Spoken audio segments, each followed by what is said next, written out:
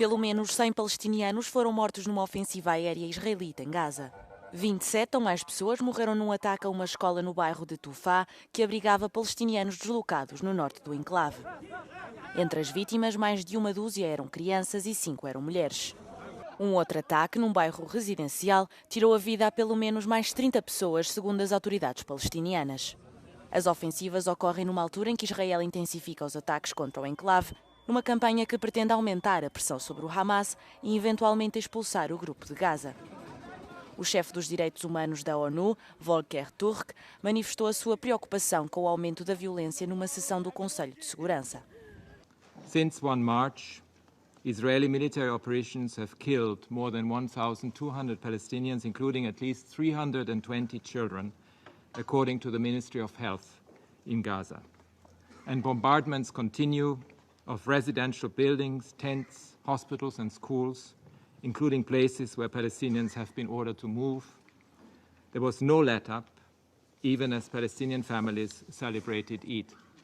Em resposta às acusações, Israel afirma que está a atingir os centros de comando e controlo do Hamas. O porta-voz das Forças de Defesa de Israel afirma que já atingiram mais de 600 alvos em Gaza, eliminando mais de 250 membros do Hamas desde 18 de março, quando reiniciaram a ofensiva. O Hamas condenou os ataques e considerou-os um massacre hediondo de civis inocentes. A ONU exige que as hostilidades parem assim que possível e apela a todas as partes envolvidas a trabalharem em conjunto para restabelecer imediatamente o cessar-fogo e evitar mais sofrimento para o povo palestiniano. The first EU Central Asia Summit kicked off in this impressive Congress Center in Samarkand, Uzbekistan, with bilateral talks. EU leaders Antonio Costa and Ursula von der Leyen met with the host country leader, President of Uzbekistan, and they discussed different projects for the future cooperation on climate and economy. A União Europeia e o Uzbequistão deverão assinar um acordo de parceria e cooperação reforçada ainda este ano. The sides agreed to promote joint programs and cooperation projects in the fields of innovation, green energy, mining, agriculture, transport, logistics, digitalization and other areas. Um dos principais destaques das conversações foi a decisão de estabelecer um escritório regional do Banco Europeu de Investimento na capital Tashkent, uma decisão descrita como mais um passo para posicionar o Uzbequistão como um centro financeiro internacional. A reunião antecedeu a primeira cimeira União Europeia-Ásia Central, que acontece em Samarcanda.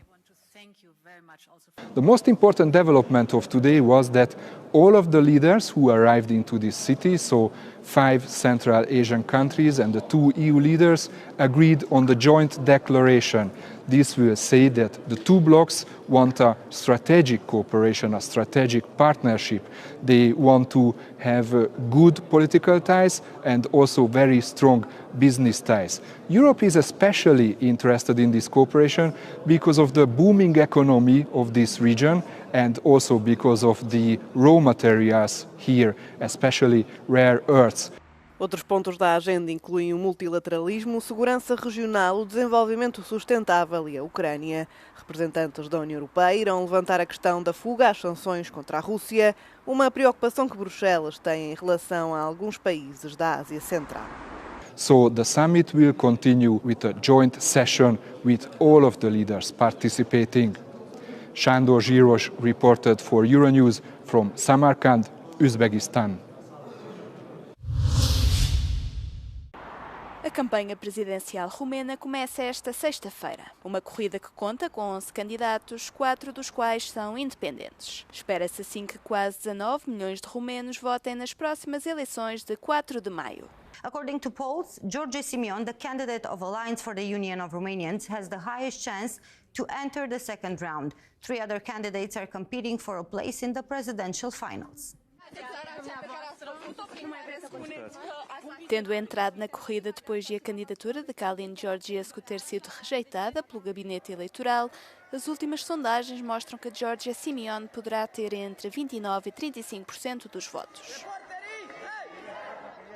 Quanto aos restantes candidatos com maiores hipóteses de vencer as eleições, destacam-se Nicu Sordan, presidente da Câmara de Bucareste, Cristina Antonescu, candidata em representação dos três partidos no poder, o Partido Social Democrata, o Partido Nacional Liberal e a Aliança Democrática dos Húngaros na Roménia, e Victor Ponta, antigo primeiro-ministro da Roménia. Tudo aponta para que qualquer um deles tenha hipóteses de chegar à segunda volta destas eleições, podendo reunir pouco mais de 20% dos votos, segundo mostram diferentes sondagens. Apesar de ter ficado em segundo lugar nas eleições de novembro, Helena Lasconi, a candidata da União para a salvação da Roménia, tem poucas hipóteses, desta vez, de passar à última ronda das presidenciais. No passado dia 6 de dezembro, o Tribunal Constitucional da Roménia decidiu anular a primeira volta das eleições por suspeitas de manipulação eleitoral.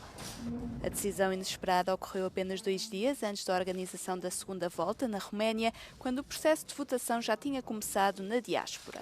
E de acordo com os relatórios dos serviços secretos, a Rússia conduziu uma vasta campanha nas redes sociais para promover o candidato de extrema-direita Kalin Georgescu, estando ainda atualmente em curso investigações sobre o caso. Entretanto, o Conselho Nacional Audiovisual da Roménia lançou uma campanha para combater os conteúdos ilegais online. Noi când emitem un ordin de eliminare, indicăm conținutul primar, hai să spun așa, sursa pe care noi o avem.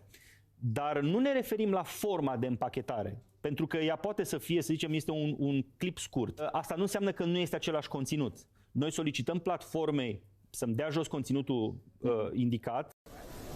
A instituição apela aos romenos para que denunciem vídeos online que contenham desinformação, incitamento ao ódio ou à violência.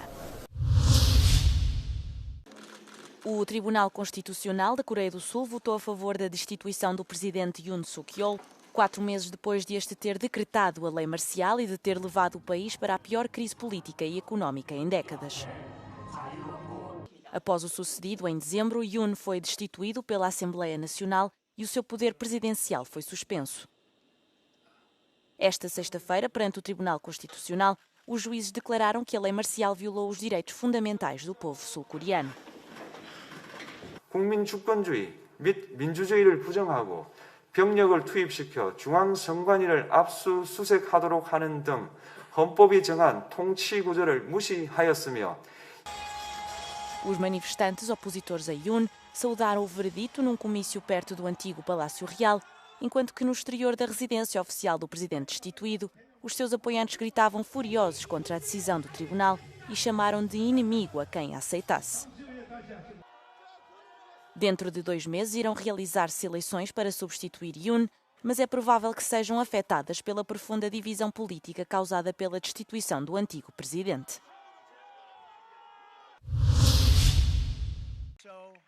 As tarifas anunciadas por Trump em Washington, D.C. levantaram ondas em diferentes latitudes. Do outro lado do mundo, em Canberra, o governo australiano promete usar os meios disponíveis para combater a taxa de 10% imposta ao país. We will continue to make the strongest case for these unjustified tariffs to be removed from our exporters. Our existing free trade agreement with the United States contains dispute resolution mechanisms. À China foi aplicada uma tarifa de 34%, que se junta aos 20% já anunciados no início do ano. Pequim diz que vai adotar contramedidas para salvaguardar os próprios direitos. Considera que as chamadas tarifas recíprocas de Trump violam as regras do comércio internacional e são bullying unilateral. O Japão também lamentou a decisão dos Estados Unidos. Tóquio argumenta que merecia uma isenção e promete medidas para ajudar a indústria nacional a lidar com as consequências. Na Coreia do Sul, a bolsa abriu em baixa devido às preocupações com as tarifas. Seul leva com uma taxa de 25%. O Canadá e o México ficaram isentos desta última vaga de tarifas, mas as atuais taxas de 25% sobre o aço e alumínio para ambos os países permanecem em vigor. O primeiro-ministro canadiano garante que vai responder com força.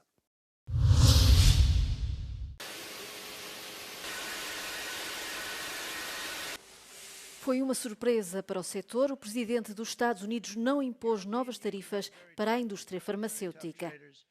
Um alívio para as empresas da União Europeia que, mesmo assim, continuam em alerta, porque tudo pode mudar. Les mots utilisés à l'annonce des tarifs douanières étaient pas super spécifiques. En fait, le mot qui était utilisé, c'était pharmaceuticals.